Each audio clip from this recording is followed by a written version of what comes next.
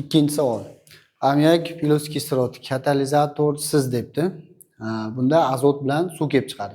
A va B modda o'rniga azot bilan suv.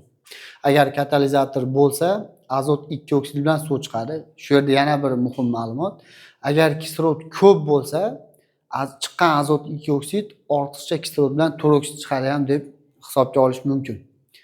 Bizda katalizatorsiz azot bilan suv chiqadi. Reaksiyasi bo'yicha hosil bo'luvchi A va B moddalar molyar massalar yig'indisini hisoblang debdi. Reaksiyani yozib qo'yamiz. Ammiakga kislorod ta'sir ettirilsa